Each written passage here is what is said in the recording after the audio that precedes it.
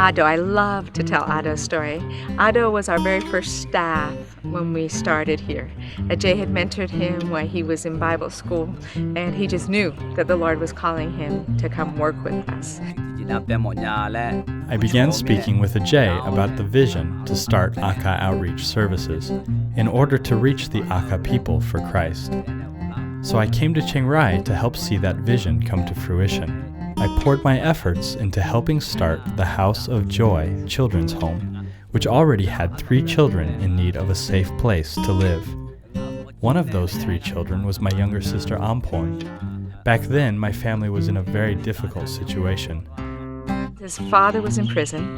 His father was an opium addict and gambled and was kind of known as kind of the scum of the village, had caused all kinds of problems in the village. And at the time his father was in prison and his mother was struggling to feed the family and take care of the family. My tears are coming down now as I think of the old days. They were so hard.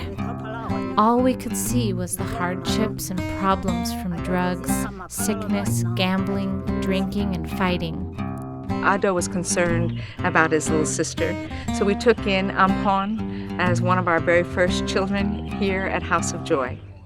Several months later, Ado's father had gotten out of prison, and it didn't take too long for him to start smoking opium once again.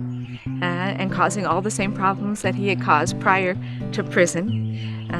And there was another leader in the village and another man that the 3 of them were talking one day, and they decided we need to come off of this opium. And so they were headed to an opium rehabilitation center, but they stopped to visit Ado on their way and stayed one night here on our facility. At that time, we just had this little tiny shack.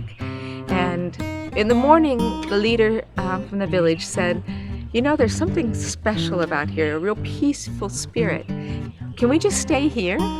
And Ado, being Ado, says, "Yes, stay here, and we will pray for you, and we will have you work hard." And we just purchased the land, and we had plenty of hard work. So Ado would pray with these men, work with these men all day, and was successfully able to help them come off of opium, supporting each other and using the Word of God in prayer. As these 3 men returned to their village, people were skeptical at first how long this would last. But as time went on, they saw that these men sincerely had a desire to walk the Jesus road and had a power to overcome opium that had haunted them for years. This got the attention of the people in the village, and this grew with time as these men grew in their relationship with the Lord. As a result, in 2006, these men were catalyst in leading 49 families to the Lord in one day. I think one of the greatest joys from this story, for Ado in particularly, that when we started our monthly training to train up leaders for the Akha village, Ado's father began to come down. After my dad was released from his addiction, he wanted to learn more about the Bible. So he began coming to the site once a month to study with other pastors. This year is his 3rd year, and he will be graduating from the program later this year. These are some of the wonderful things that God in His goodness has accomplished in my family. And what a great joy that his father has gone from being the scum of the village to now one of their spiritual leaders. It is so good to have God as the leader in our lives and family. Thank God that since we met Jesus, we are united as a family, and by the grace of God, my husband has overcome his addictions to gambling, opium, and alcohol. Now we have a happy family. Before I knew God, my life had its fair share of difficulties.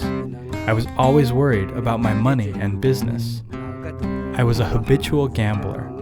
I was an alcoholic, and I was addicted to cigarettes and opium.